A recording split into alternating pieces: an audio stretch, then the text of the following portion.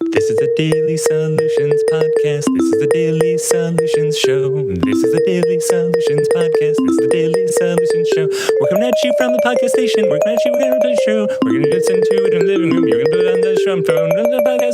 There's on the podcast show. Daily Solutions.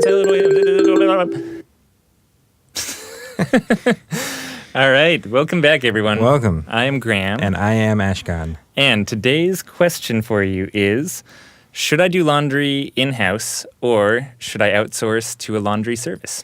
Oh, boom. I mean, you should do it in-house. If you can fit a washer and dryer into your space without disrupting. You should just definitely do it in-house. Like, there's so few space. I mean, our space is so tiny. With double-studded walls right next to the tanks. Yeah. And vibration isolation pads put under everything and... Like, it's very... And you can still hear the washer dryer in room 6. Just barely. I mean, only if it's like something's going wrong with it. Sorry, this is one of those marital dispute episodes where you just get to hear me and Ashkahn bicker about the Here's answer. Here's what I'm saying. There's very few scenarios where a laundry service is going to win, I think, in my opinion. Uh-huh. Very few. And like, we're one of the worst case scenarios. We're the worst case scenario, and we still do laundry in-house. We're not the worst case scenario. Here's the problem with a laundry service. Let me tell you, I have like years of anger about laundry services that I need to get out right now. Like, first of all, they all suck. Yeah, like, they definitely suck. Every laundry service is awful. I'll grant you that. Every time I've talked to anybody, like, I've never heard the phrase, I love my laundry service. No one has ever said those words to me.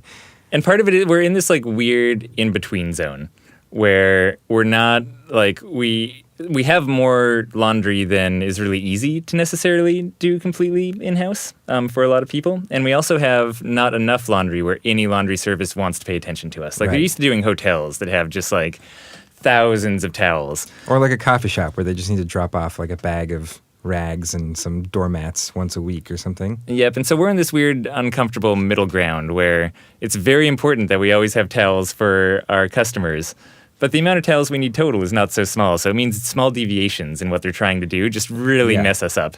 So I mean, when we first went to find a laundry service, we only found one company in Portland that was even willing to deliver to us 3 times a week, and we had to talk them into it. Like, they normally only do 2 deliveries a week max, and we like convinced them to do a 3rd one for us. Because the amount of storage you'd need to have enough towels to have less frequent deliveries is huge. You know, you just have to have so many towels on hand. Yeah, you actually need less towels on hand when you're doing your own laundry than when you have a laundry service, which is kind of interesting. So that's and then like you're cutting the numbers tight, you know. It's this weird balance where like when they screw up, and they always screw up like all the every time. We had a spreadsheet that was just the laundry screw up tracker basically we just had to watch them like. And it was seriously like, you know, if they mess something up like that, like, we still had to do laundry. Like, we had to take our laundry to a laundromat. Like, we had to take their laundry, their like towel service laundries, to a laundromat and wash them sometimes because like they came up short and we weren't going to make it till Monday when they were coming with their next delivery. Or they only gave us towels that were half the size of what normal towels should be. Tiny towel problem. So, I don't know. It's very frustrating. And the second part is that it's super expensive. Way more expensive than you might think, especially if you're doing robes as well. The robes are super expensive. Here's what we calculated. We took the price we were paying our laundry service, and we tried to figure out how much we'd save by bringing our laundry in-house. And what I included in that price when we figured this out was not only the cost of buying towels and robes to replace them, because that's something you got to think about. Like, your towels rip and they get stained from people's hair dye or whatever, you know, and you just need to get rid of them. And so this includes the cost of replenishing towels, replenishing robes. It includes the cost of the extra water you're going to use and the extra electricity you're going to use to run a washer and dryer. With all those things, like everything we could try to considered, we were still going to save $14,400 a year by doing laundry in-house.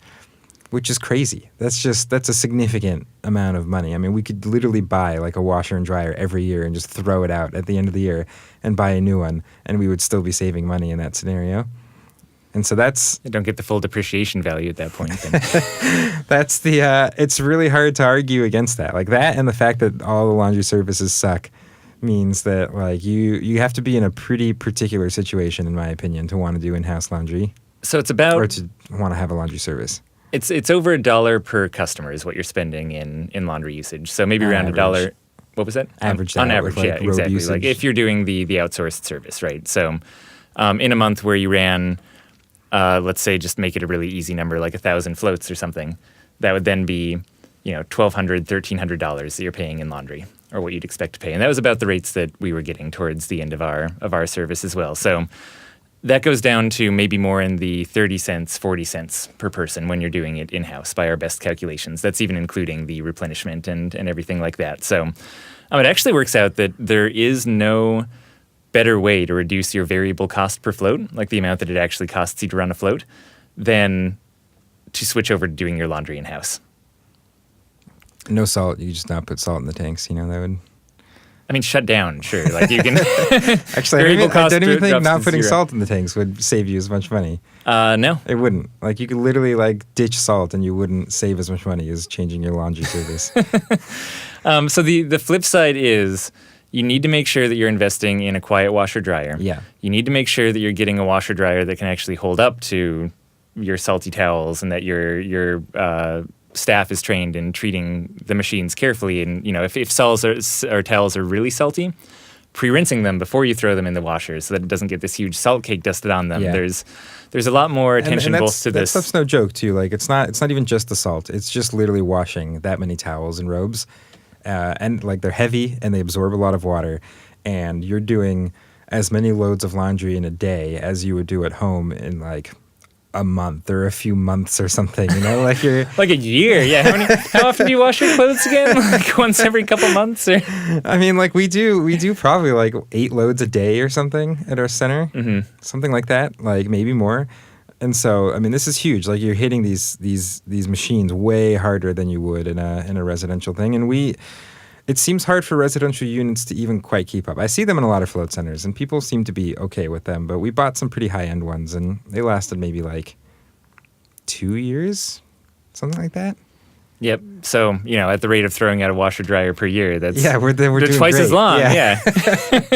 So it's you're within the range of maybe wanting to consider like low-end commercial units, but you do have to really try to find ones that are good with noise when you get into that, or you just need to have enough distance. If you have enough space to put your washer and dryer far enough away from the float rooms, the whole noise stuff becomes a lot easier to deal with. Yeah, and that really is the ideal situation, is your washers and dryers are like as far removed from your float tanks, like 1/4 of the building or one corner, and then your float rooms are in the other corner. Right.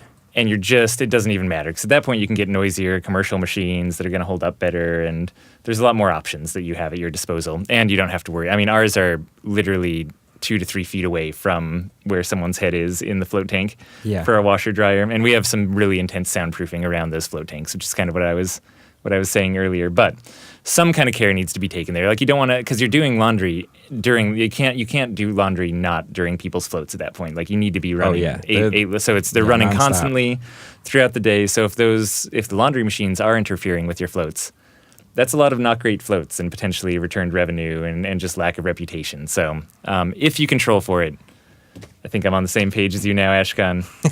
It is the single best money saver that you can do for your entire center. But you do have to take care of setting it up. Yeah.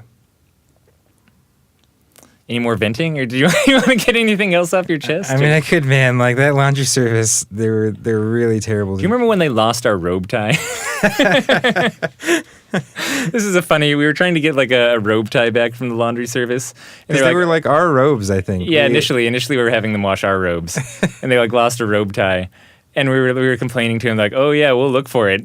And at some point we drove by their facility, and it's just bags and bags of tens of thousands of towels and just like 50 delivery trucks all sitting out front. And we're like, oh yeah, I bet they really looked for a robe tie. Yeah. Okay, that's all I got. All right, good. Yeah, if you're on a laundry service now, you quit, you fire them, and you tell them I said so. All right. And tell them that I was a little more on the compromising side, but that I also agree. Okay, well, that's it. If you guys have other questions you want to ask us, you can go to floatanksolutions.com/podcast. All right, thanks everyone. Bye.